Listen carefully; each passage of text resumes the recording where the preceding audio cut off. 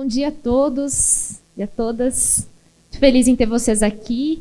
É um momento da palestra onde a gente vai falar um pouquinho sobre liderança, né? Onde a gente vai sair um pouquinho dos assuntos técnicos que vocês estão sendo bombardeados no Congresso e todos os dias no setor, né? Para a gente falar um pouquinho sobre nós, sobre o nosso papel como líderes dos nossos negócios, líderes da nossa vida.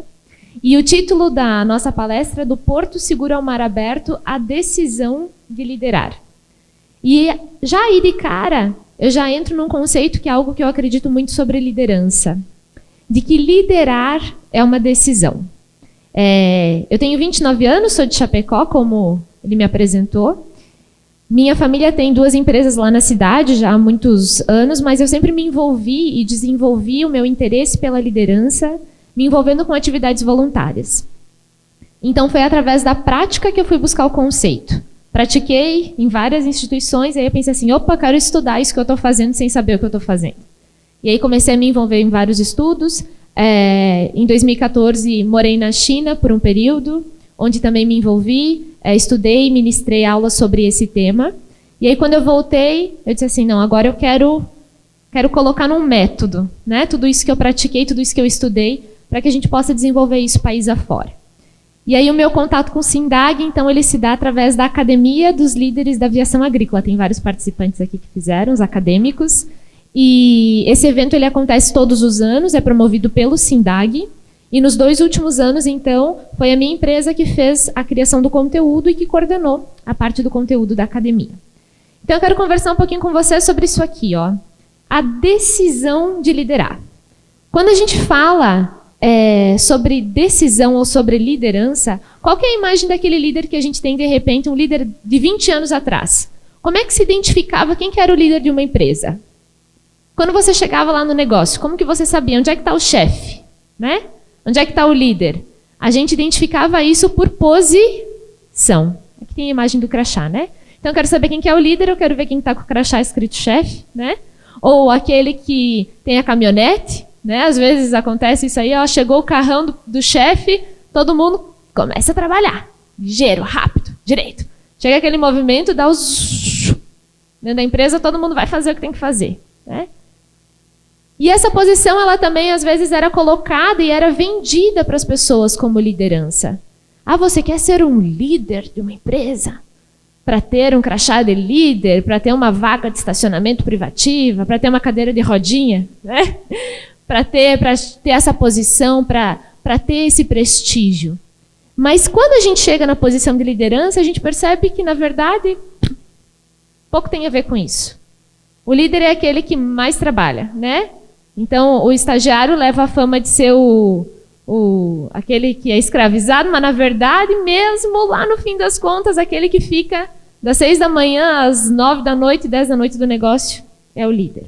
Mas isso aqui se vendia como liderança, como posição. E aí, quando a gente fala no setor de vocês, a gente fala bastante sobre empresa familiar. E aí a gente também, às vezes, cai no erro de vender a liderança para as pessoas da nossa família, especialmente para os filhos, como uma circunstância. E aí, às vezes, os filhos veem nessa imagem do poderoso chefinho, né?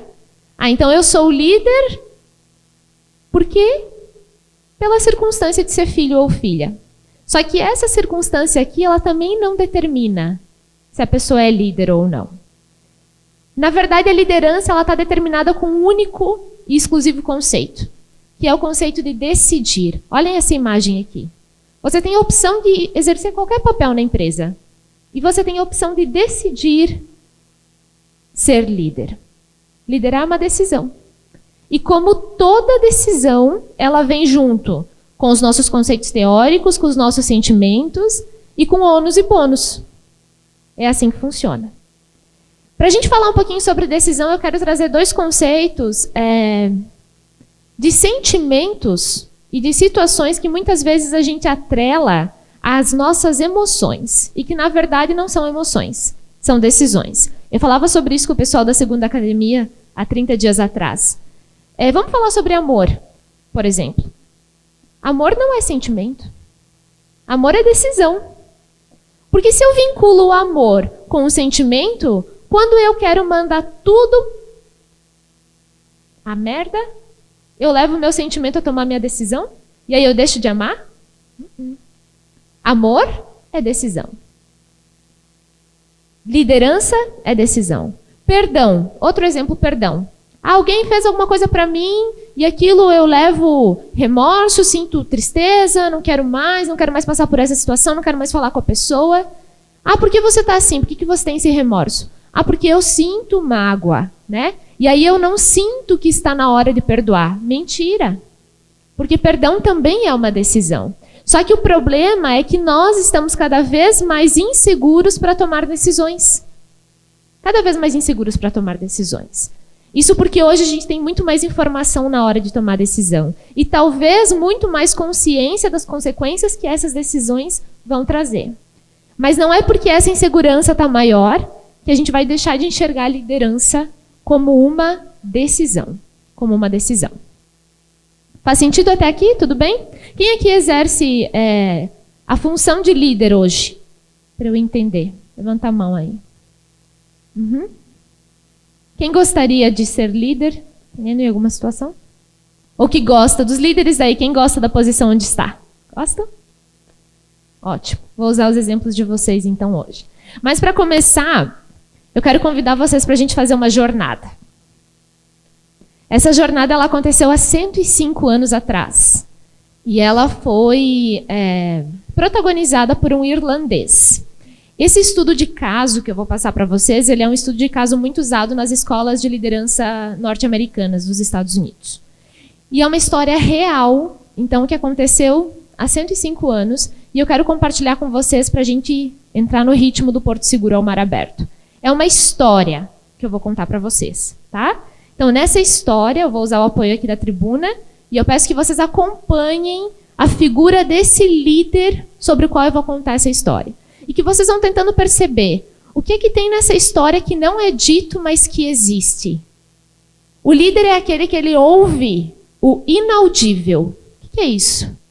É aquele que consegue ouvir, que tem uma percepção aguçada de ouvir aquilo que muitas vezes as pessoas não falam. Que consegue perceber coisas que muitas vezes não são apresentadas em relatórios, mas que são importantes na hora de liderar, que é aquilo que a gente chama de intuição. E sobre a intuição a gente pouco estuda, né? Quando a gente fala de liderança. A gente estuda sobre trabalho em equipe, sobre como fazer isso, como fazer aquilo, como gerenciar, como organizar, Mas ninguém diz assim, ó, vamos falar sobre a sua intuição? Sobre a forma como você sente as coisas? Então esse cara foi um cara que liderou pela sua intuição. E eu quero contar essa história para vocês. Tudo bem? Vamos lá? Deixa eu tomar um.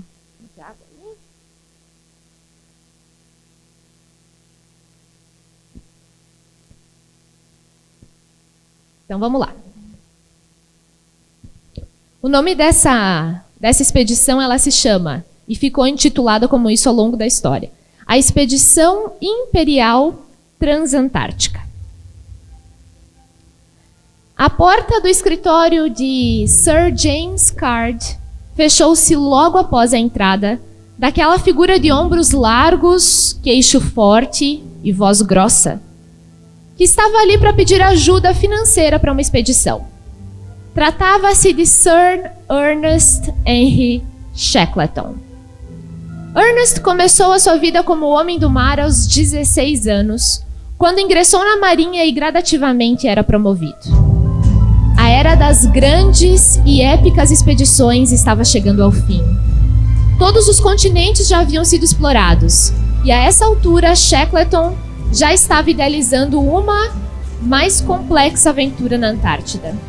Ele planejava cruzar todo o continente, a pé. Mas primeiro, ele teria que chegar até lá e para isso precisava de um navio capaz de aguentar os inúmeros e pesados blocos de gelo que flutuavam por toda a parte na região. Isso custaria uma pequena fortuna, e assim ali estava Shackleton explicando seus planos para James Caird, na tentativa de receber uma doação. Dizem que Shackleton pediu somente 50 libras para ele, mas James ficara tão empolgado que lhe dera 24 mil libras. Ernest Shackleton podia, então, finalmente dar prosseguimento àquela que fora considerada por muitos uma ideia exageradamente audaciosa. Shackleton, então, comprou um navio de um magnata que inicialmente foi batizado de Polaris, mas ao ser comprado por Shackleton passou a se chamar Endurance, que significa resistência em inglês. O Endurance foi construído sob medida para enfrentar as inóspitas águas que cercavam o continente antártico, e era o navio de madeira mais forte que a Noruega produziu. O navio havia sido escolhido com cuidado, porém, ao chegar na hora da seleção da tripulação, os métodos para a escolha eram, no mínimo, estranhos. Para os postos mais altos, Shackleton convidou amigos, colegas de expedições passadas, como seu grande amigo Frank Wild, o qual ele admirava pela competência e pela lealdade que ficou com o posto de subcomandante da expedição. Para segundo e terceiro pilotos, além do desenhista, também foram chamadas grandes referências. Dentre os marinheiros, somente um era veterano ao lado de Shackleton. Era Thomas McLeod. Todos esses veteranos eram competentes e experientes na Antártida. Mas a seleção de Shackleton começa a ficar estranha quando ele inicia as entrevistas com novatos para os demais postos da tripulação. Bastava ele gostar da aparência ou do jeito de algum entrevistado que ele estava contratado. Para o posto de meteorologista, por exemplo, ele escolheu Leonard Hussey, que não entendia patavinas do assunto, mas Shackleton achou engraçado. O físico Reginald James foi contratado por saber cantar um pouco. O doutor Alexander Maclean foi contratado como médico depois de responder uma pergunta de Shackleton de forma divertida. As entrevistas nunca duravam mais de 5 minutos. E para quem via de fora e achava aquilo uma irresponsabilidade, acabava por se impressionar quando via que o instinto de Shackleton quase nunca falhava na escolha da tripulação. Leonard Hussey, por exemplo, meteorologista, após ser contratado, fez um curso técnico sobre o assunto e se mostrou um excelente profissional durante a viagem. E então, em 8 de agosto de 1914, o Endurance zarpa do porto de Plymouth com destino a Buenos Aires. A viagem do Endurance pelo Atlântico durou 2 meses até aportar a Buenos Aires e serviu como um primeiro teste da embarcação. Shackleton e o subcomandante Wild ficaram e depois se juntaram à tripulação pouco tempo. O cozinheiro, quando Shackleton chegou para encontrar a tripulação lá em Buenos Aires, o cozinheiro se mostrara indisciplinado. Os problemas começaram. Durante toda a viagem, subiu a bordo completamente bêbado. Foi demitido na hora. Em seu lugar foi contratado um homem chamado Charles Green, que era o oposto do seu antecessor. Outro problema que se dera com a tripulação foi a briga de 2 marinheiros. Os 2 marinheiros com o primeiro piloto Greenstreet depois de uma noite de bebedeira. Os marinheiros foram demitidos e foi decidido que não precisariam contratar mais 2, somente um. E completou-se a tripulação quando chegaram também a bordo o renomado fotógrafo Frank Hurley e os 69 cães de trenó vindos do Canadá, que seriam peça fundamental para essa viagem. Tudo estava pronto. E então, às 10h30 da manhã, do dia 26 de outubro de 1914, o Endurance sai de Buenos Aires com destino a uma das mais épicas aventuras marítimas da história. O Endurance estava a caminho da remota ilha da Geórgia do Sul, onde havia um pequeno posto de caça-baleeira, sendo o local mais próximo da Antártida onde poderiam abastecer. Shackleton se viu aliviado pela jornada ter começado. Era um grande sonho sendo realizado e ele colocaria o seu nome no hall da fama dos exploradores. E de fato isso ia acontecer, mas não pelos motivos que ele estava planejando. Quando o Endurance havia se afastado o suficiente do continente a ponto de não ser possível mais retornar, os marinheiros resolveram revelar algo que traziam escondido: um passageiro clandestino. Dizem que quando Shackleton se enfurecia, não havia ninguém mais terrível no mundo. E assim todos assistiram aquele jovem ser aniquilado pelos berros de Shackleton, que no auge da sua fúria parou, olhou para o rapaz de 18 anos que encarava com os olhos arregalados e disse, abre aspas, se ficarmos sem comida e alguém tiver que ser comido, você vai ser o primeiro, entendeu? Fecha aspas. Poucos da tripulação conseguiram segurar o riso, inclusive Blackborough, o passageiro clandestino. E no dia 5 de novembro de 1914, o Endurance chega à Geórgia do Sul. A chegada de um navio como aquele na ilha era motivo de alegria. Fizeram banquetes para os tripulantes e mostraram interessados na expedição, já que eles conheciam bem os perigos que aquela tripulação iria enfrentar na Antártida. O chefe da expedição imperial, Shackleton, absorveu todo o conhecimento daqueles que viviam perto da expedição. E no dia 5 de dezembro, o Endurance vai para a Geórgia do Sul, com destino à Antártida. Era verão na Antártida, o que significava que haviam 24 horas de claridade por dia. No entanto, o gelo deixava a viagem muito mais lenta, obrigando o Endurance a desviar dos grandes blocos ou simplesmente atropelar os menores, deixando alguns dos tripulantes assustados. Apesar da dificuldade e das preocupações, muitas vezes eles eram surpreendidos por espetáculos da natureza. O Natal foi comemorado a bordo, com um banquete e música tocada no violino de uma só corda que o meteorologista músico levou. Após o Ano Novo, os dias se mostraram preocupantes. O navio estava cercado por banquisas de gelo, vez ou outra passavam por enormes icebergs. Até que no dia 9 de janeiro, eles se viram livres do gelo com um grande trecho de mar à frente. O alívio foi geral, porque eles poderiam então navegar. Mas os dias que estavam por vir não seriam assim tão agradáveis. Na segunda quinzena de janeiro, o gelo prendeu.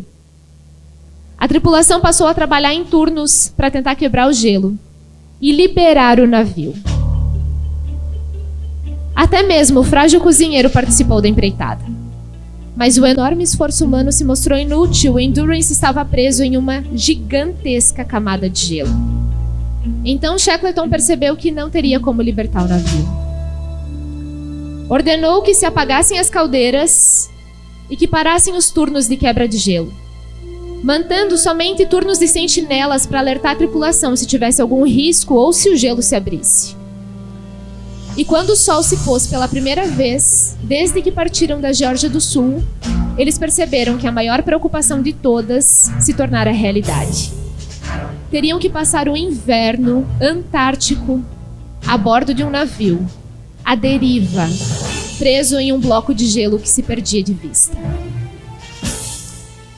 O autor Alfred Lansing, no seu livro sobre a jornada, descreveu: em todo o mundo não há desolação mais completa do que a noite polar.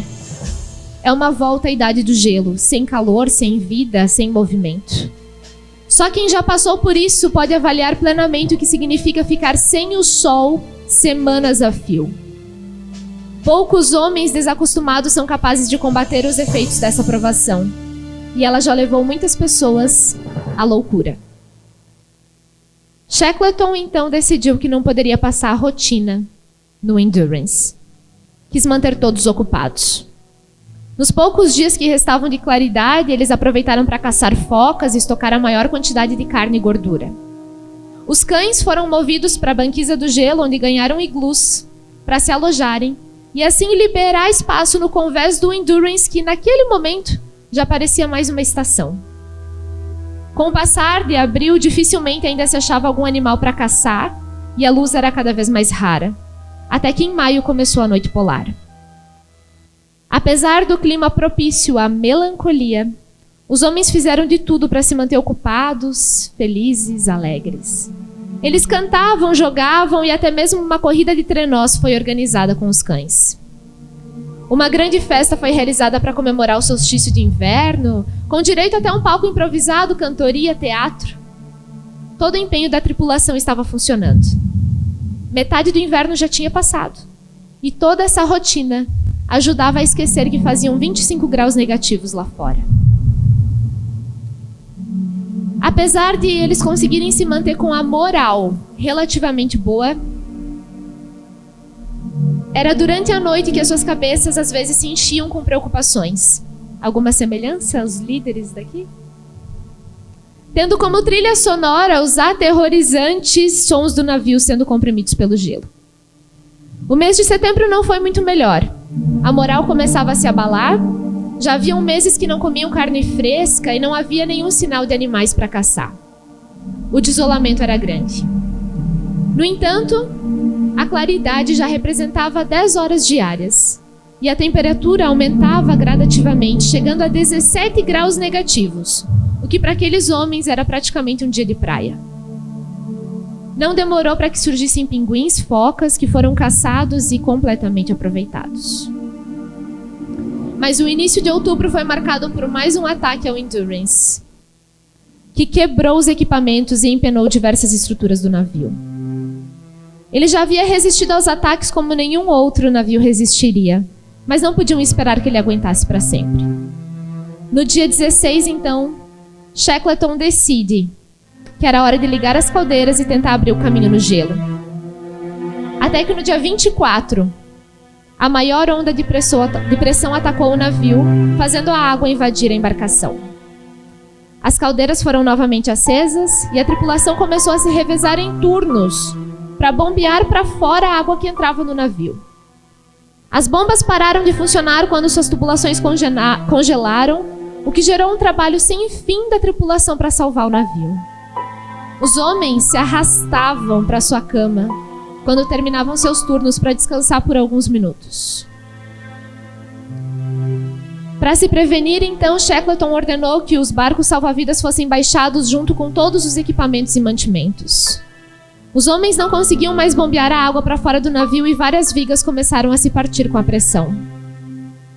Não havia mais nada que pudessem fazer, e no dia 27 de outubro, às 5 horas da tarde, Shackleton dá a ordem para a tripulação que ele escolhera a dedo e que teriam confiado sua vida nele, abandonarem o navio. Toda a tripulação estava exausta, mas aliviada por sair daquela loucura. Menos uma pessoa, Shackleton. Ele sabia que a expedição foi encerrada, mas que agora ele ia começar a pior das lutas que ele poderia passar como líder.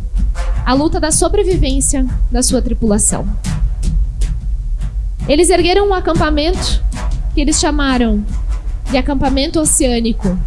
E Shackleton deu ordens para que buscassem tudo o que restava no navio em equipamentos e madeiras. E depois de um mês acampados no bloco de gelo, no dia 21 de novembro, ouviram Shackleton dizer: "Ela está partindo, rapazes." Toda a tripulação em silêncio viu o Endurance, que tanto resistiu a afundar nas profundezas antárticas. A provação durante os meses que se passaram era sem fim. Eles estavam sempre com frio, com as roupas e sacos de dormir encharcados. Mal perceberam que o Natal havia passado em branco, que o Ano Novo estava chegando. Um grande jogo de cintura de Shackleton, o líder, foi necessário para evitar um motim. Distribuiu os tripulantes pelas tendas de acordo com suas compatibilidades e jamais deixava aqueles que tendiam a criar problemas longe dos seus olhos. A tripulação passou a se conhecer melhor e cada um já sabia o que esperar do outro. Já conheciam os pontos fortes e fracos e toda noite cantavam casos, cantavam músicas, até que elas já estavam se repetindo. Apesar de toda a tentativa de manter a moral alta, isso estava ficando muito difícil. Estavam em um lugar onde tudo queria matá-los: o frio, a fome, a loucura e os animais. Mas além de todos os problemas, havia a monotonia. Eles precisavam sobreviver.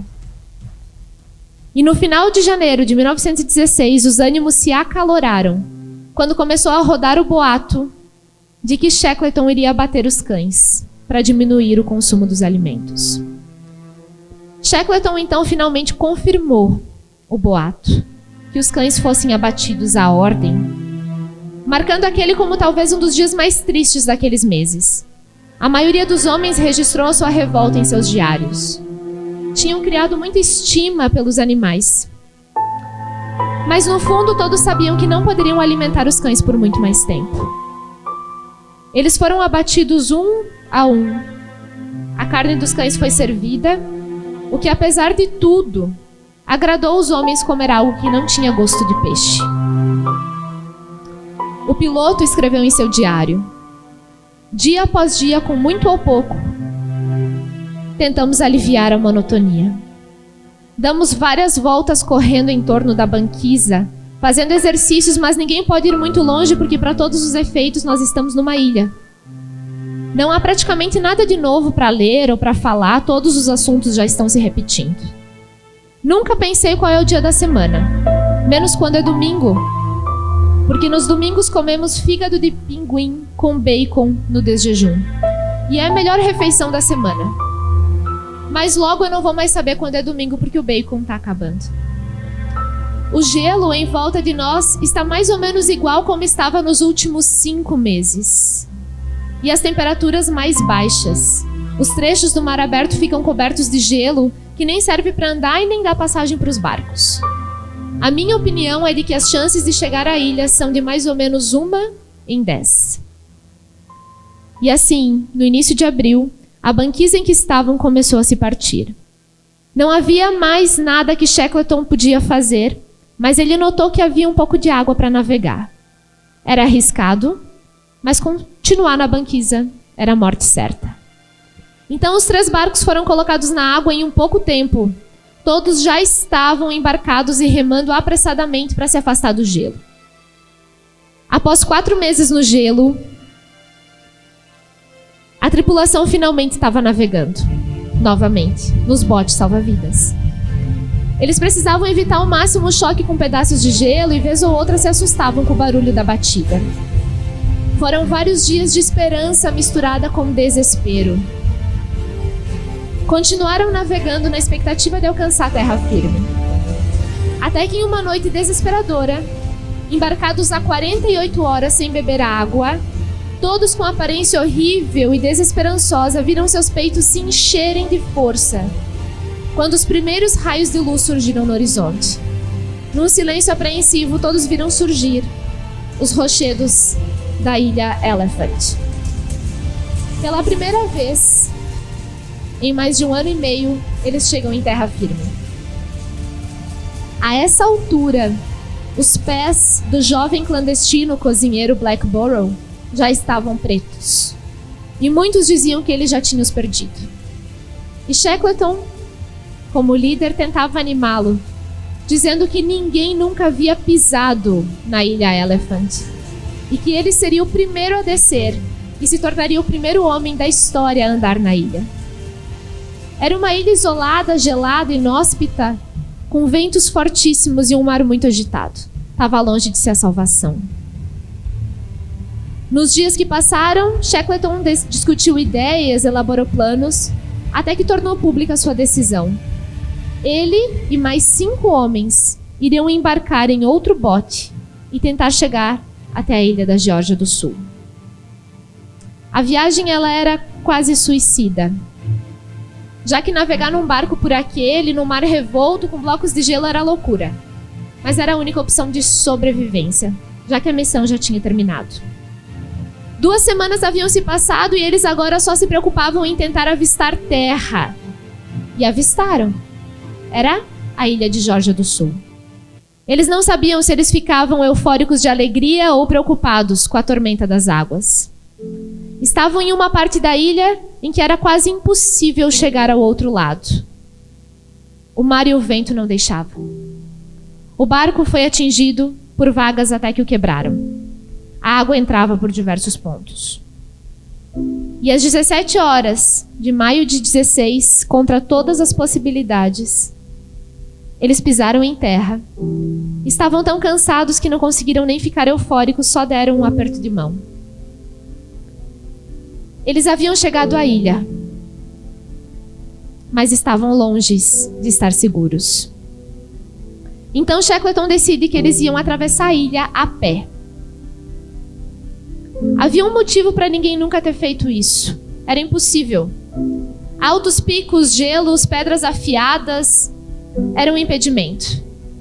Eles improvisaram equipamentos para a escalada e no dia 19 de maio eles partiram, ele e mais 2 pessoas. Estavam caminhando sem parar por 36 horas, exaustos. E às 6:30 da manhã, enquanto preparavam o café da manhã, ouviram um apito. Definitivamente era um apito. Aquele era o horário do início de trabalho na estação baleeira. Estavam próximos, nunca imaginariam que um apito de uma fábrica seria um som tão desejado. Com muita dificuldade, desceram o último trecho e chegaram então à estação.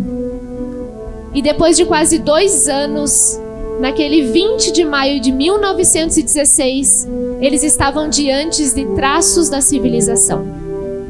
Eles estavam sujos, cabelos e barbas enormes, os rostos impregnados de gordura e as roupas em farrapos.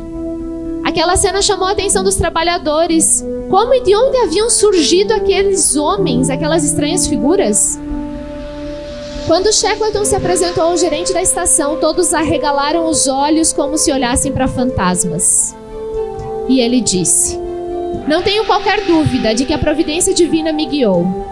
Tenho a certeza que durante aquela dura marcha de 36 horas sobre montanhas e glaciares desconhecidos, nós éramos 4 e não 3.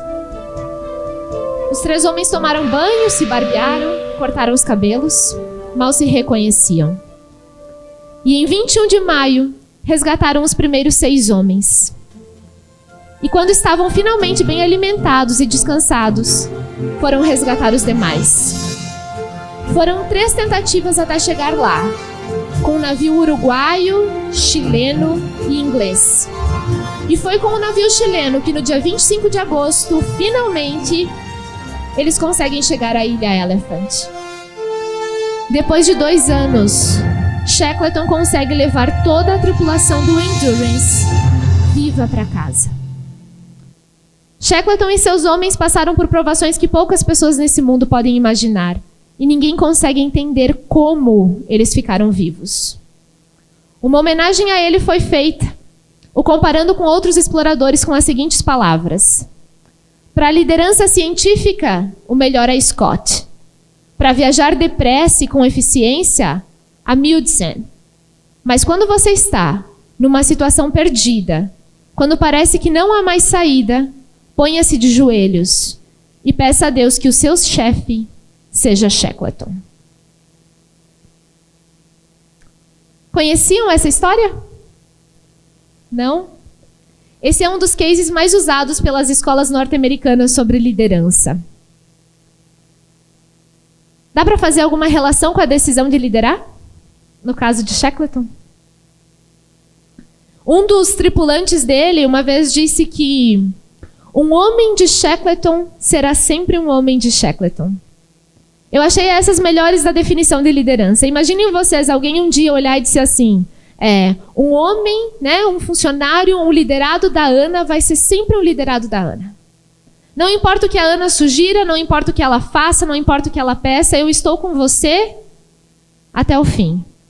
Qual é o maior indicador de liderança do que uma frase como essa?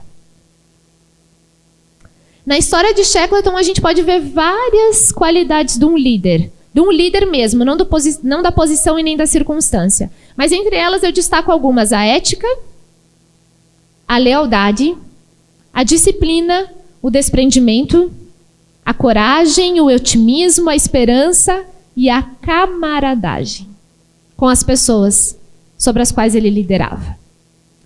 E aí agora eu quero fazer um paralelo com vocês, comparando e dizendo que 73%, de acordo com o autor do livro The Leadership Contract, dizem que 73% das empresas se queixam que os seus líderes não se responsabilizam pelas suas decisões. Gente, 73% é muita coisa. 73% das empresas dizem que os seus líderes não se responsabilizam pelas suas decisões. Como seria a decisão do Shackleton quando a jornada terminou? E por que ele conseguiu só no 4º navio recuperar as pessoas que estavam lá na última ilha? Porque os países não queriam colocar um navio à disposição dele para uma missão que era considerada para todos como uma missão possível. As pessoas estariam mortas na ilha. As pessoas estariam mortas na ilha. Foram 4 países até ele conseguir mais um navio emprestado para chegar lá. E vocês imaginem o sentimento daquele líder quando chegou lá na última ilha e viu a tripulação que ele tinha contratado um a um. As pessoas vivas, todos vivos, esperando por resgate. E agora vamos inverter. Imaginem o que essas pessoas que estavam na ilha estavam pensando até que o resgate não chegava. Será que não foi necessário muita confiança e muita lealdade no líder para ter a esperança de esperar?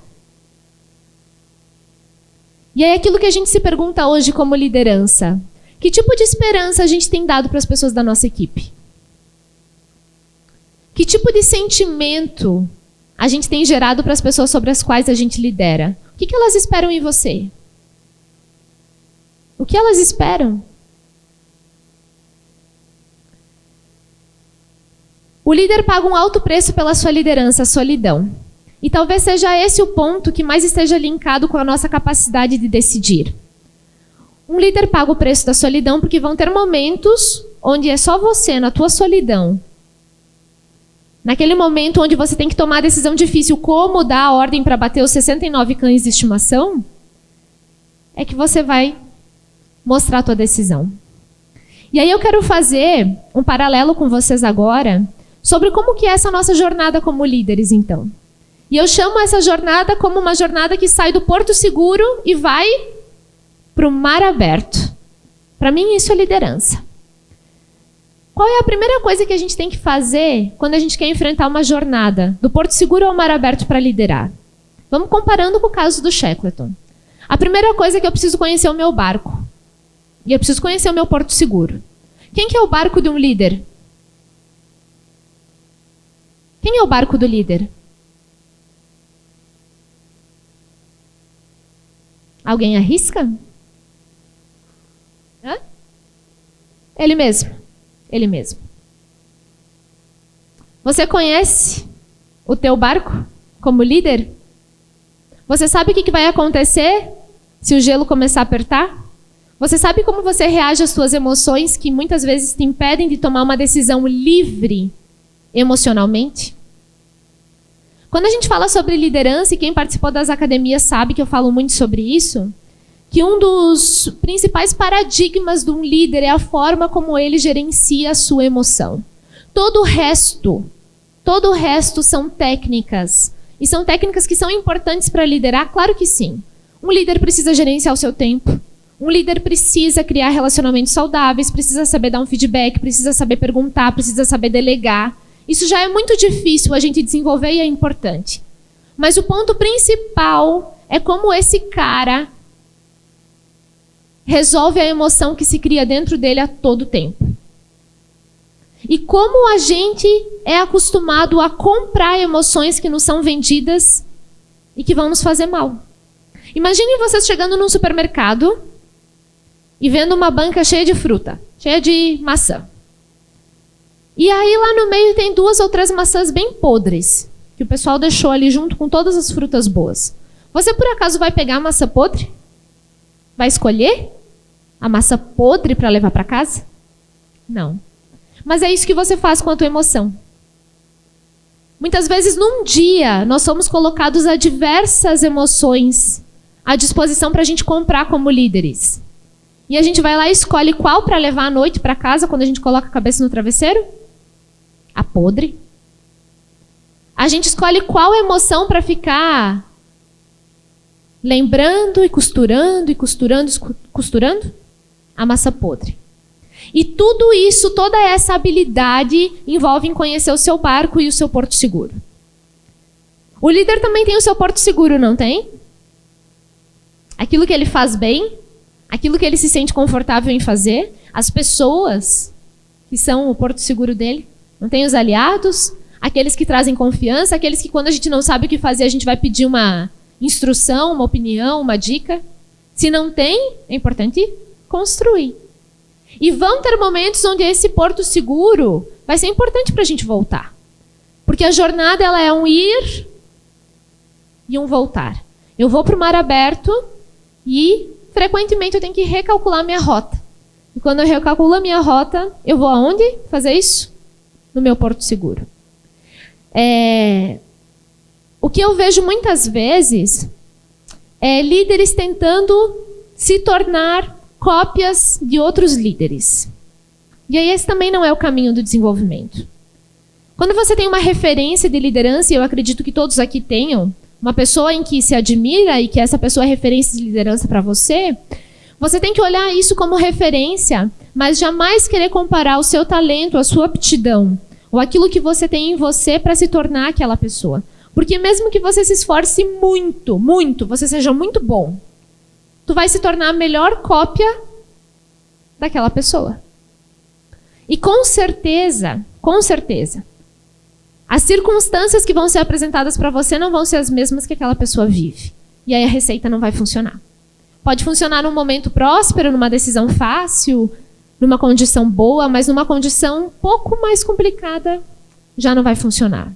E aí vem aquela máxima, né? Conheça-te a ti mesmo.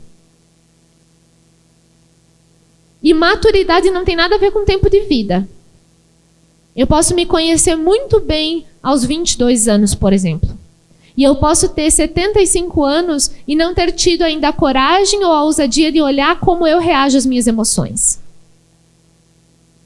O que mais Shackleton fez nessa fase da jornada aqui? O quanto ele conhecia do seu grupo, das pessoas que ele tinha contratado. Aquelas aptidões engraçadas sobre a qual ele contratou, era divertido, tocava música, contava piada. Por que ele estava fazendo aquele tipo de contratação?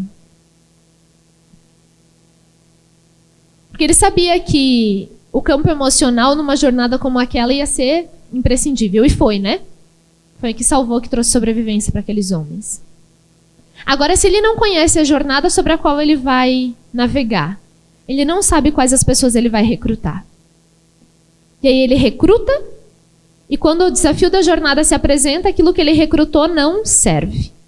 E aí recruta de novo e não serve. E recruta de novo e não serve. E assim a gente tem dificuldades de montar uma tripulação, aquela que fica esperando a gente na ilha, até a gente voltar. Essa fase aqui, de acordo com o caso Shackleton, né, comparando com esse caso, é a gente pensar, você sabe quais são os principais causadores de problema da tua equipe? Quando eles chegaram lá no acampamento oceânico, a primeira coisa que ele fez foi dividir as pessoas da tripulação conforme os problemas que eles sabiam que elas traziam. E os causadores de problema ele fez o quê? Deixou perto. Tudo isso para controlar e evitar que um motim emocional acontecesse no acampamento. Imaginem o que aconteceria com aqueles homens se por algum momento aquela equipe se dividisse, né? Lado A, lado B, polaridades.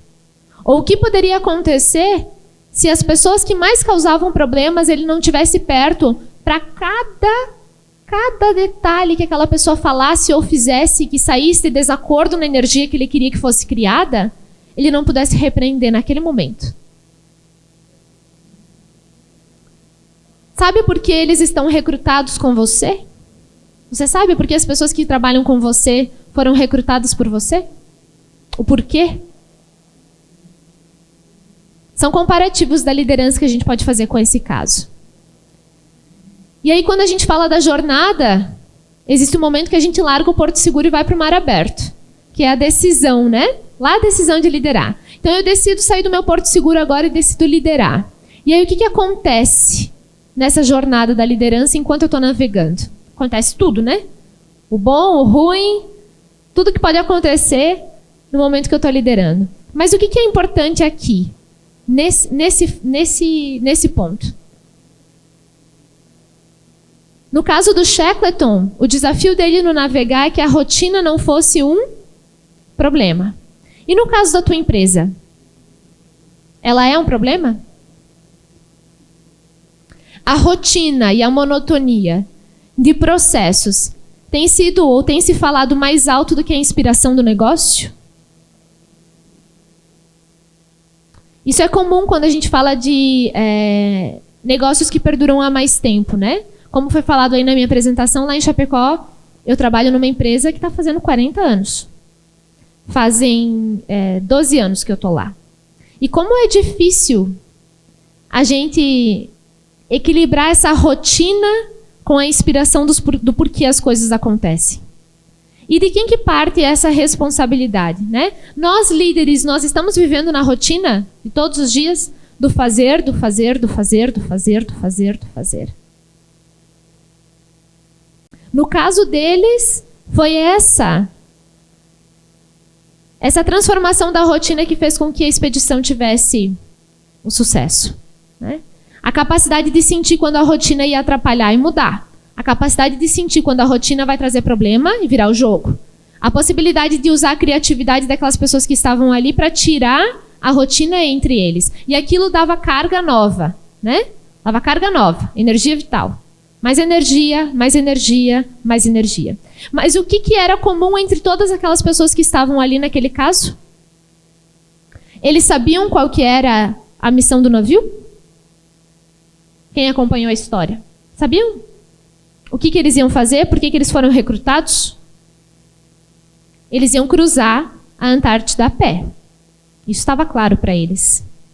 E aí, é isso que influencia e que vai delimitar o sucesso de quanto a tua equipe vai estar contigo no navegar, se eles sabem para onde você está levando. Eu vejo muitos treinamentos, vídeos, enfim, sobre liderança, falando tudo isso, e isso parece um pouco utópico, né? É difícil a gente pensar sobre isso na realidade.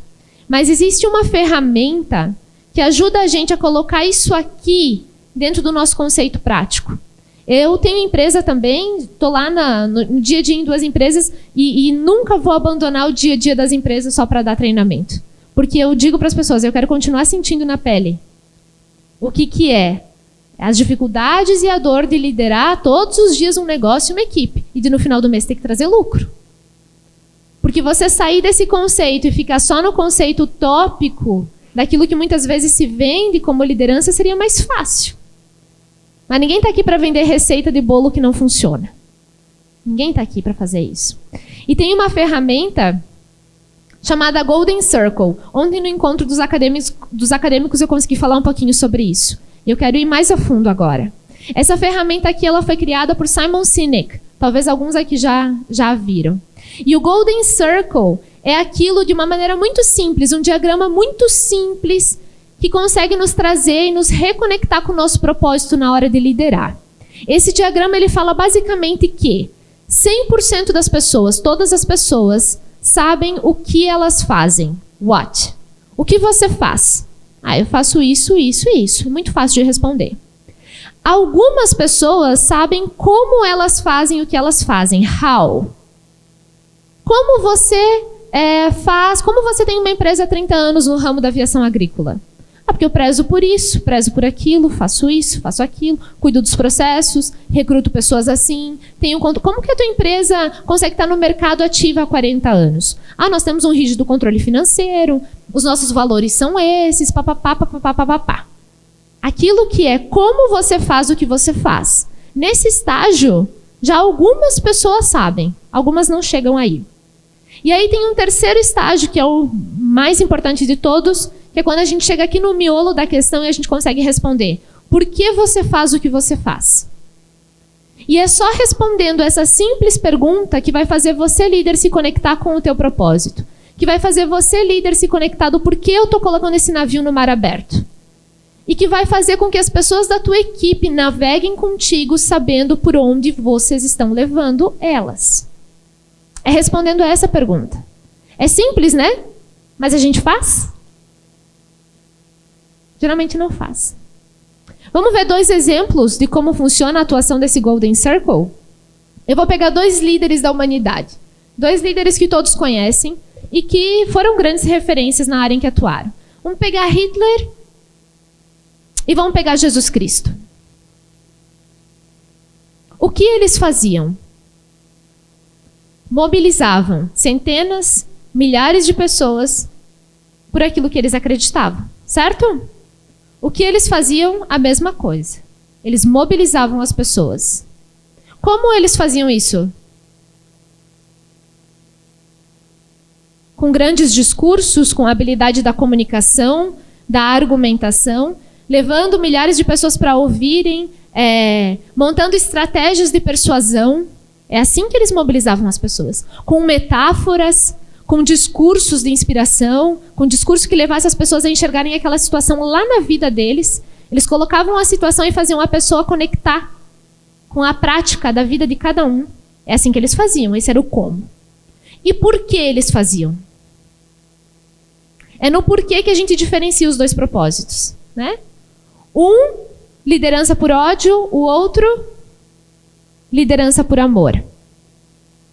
Como que nós diferenciamos aquilo que nós fazemos do outro que faz a mesma coisa, da mesma forma? O que é que nos torna diferentes um do outro? É no porquê. Então eu, como líder do meu negócio, eu tenho que entender o porquê eu faço o que eu faço. Por que eu faço o que eu faço? E quando as pessoas reconhecerem que você sabe por que você faz o que você faz, você passa a ganhar o direito de liderar as pessoas. A liderança é um direito concedido. Você conquista o direito de influenciar as pessoas. É uma conquista, não é um cargo, não é uma circunstância. Voltando lá para o início. Lembrem do poderoso chefinho, né? Isso eu falo sempre quando a gente conversa com filhos de empresários. Digo assim, nós não somos os poderosos chefinhos que porque somos filhos do dono, ganhamos a condição de liderar ninguém. É uma liderança que se conquista. É uma liderança que se conquista, é uma decisão que se conquista. Então eu queria desafiar vocês, para quando vocês, se vocês quiserem, realmente estiverem dispostos a decidir melhorar a liderança de vocês, que vocês façam algo que é simples, mas que vai fazer toda a diferença. Que é responder isso aqui. O que eu faço, como eu faço e por que eu faço o que eu faço. Respondam esse Golden Circle. Façam uma reunião com vocês mesmos. Eu disse isso ontem no encontro dos acadêmicos também. Quantas vezes a gente tem marcado... A Luísa vai marcar uma reunião com a Luísa amanhã. Às 4h. É inegociável. É um tempo inegociável. É eu comigo mesma, porque eu preciso descobrir por que eu faço o que eu faço. Parece tempo perdido, né? Parece tempo perdido porque a gente vive sobre a circunstância do urgente. Vive sobre a circunstância do urgente. Mas isso é primordial para você conseguir ganhar esse direito de liderar as pessoas. Por fim, eu quero dizer que nesse mundo empresarial recrutam-se homens para uma jornada perigosa. Recrutam-se líderes para a jornada perigosa de liderar. E eu quero encerrar a minha palestra com vocês trazendo uma parábola. Talvez vocês conheçam ela, que é a parábola dos talentos. Alguém conhece? Essa parábola dos talentos, ela está descrita no Evangelho de Mateus. E teve um certo homem rico que tinha 3 servos. E que ele ia fazer uma viagem muito longa, distante, ia ficar muito tempo fora. Então ele chamou os 3 servos e disse assim: para você, servo 1, eu vou destinar 5 talentos. Talentos naquela época era uma moeda. Mas vamos imaginar talento como se fala hoje. Para você eu vou destinar 5 talentos. Para você, servo 2, eu vou destinar 3 talentos. E para você, servo 3, eu vou destinar 1 talento. Eu vou viajar. E quando eu voltar, eu quero ver o que é que vocês fizeram com os talentos que eu concedi a vocês. Eu quero ver se vocês vão... O que é que vocês vão fazer com isso que eu estou dando para vocês? O homem rico saiu e aqueles servos começaram a viver suas vidas, dia após dia. Depois de muito tempo... O homem rico voltou, reuniu os servos, disse assim: agora me prestem contas. Eu quero ver o que vocês fizeram com os talentos que eu dei. O primeiro servo então disse assim: Senhor, dos 5 talentos que o Senhor me deu, eu transformei em 15. E agora eu tenho 15 talentos à disposição. O segundo servo olhou para ele e disse assim: Senhor, dos 3 talentos que o Senhor me deu, eu multipliquei. Agora eu tenho 6 talentos. E o terceiro servo olhou para ele e disse: Senhor, o talento que o Senhor me deu era tão precioso que eu enterrei e deixei ele bem guardadinho, esperando o dia que o Senhor voltasse, para que hoje eu pudesse desenterrar e apresentar esse talento da forma como o Senhor me entregou. Eu tenho 1 talento. O Senhor, naquele momento, olhou para esse terceiro servo e disse: servo infiel, você agora perde esse talento e vai dar para os... Esse talento vai ser repartido entre os 2 primeiros servos. O que se espera que a gente faça com os talentos que nos forem confiados nessa jornada? Enquanto a gente está viajando, né? Enquanto o homem rico está viajando e a gente está sozinho aqui para aplicar aquilo que a gente sabe. O que se espera que seja feito com os talentos que nos foram dados? É que a gente multiplique. Que a gente multiplique. E para fazer isso, eu preciso primeiro conhecer que talento é esse. E eu preciso colocar ele à disposição das pessoas. E quem está na decisão de liderar tem isso como missão. E essa é uma missão maravilhosa. Então, que todos os desafios de liderar os nossos negócios e as nossas empresas, os fardos que a gente leva, isso tudo não seja mais pesado do que a imensa oportunidade que a gente tem de compartilhar os talentos. Muito obrigada.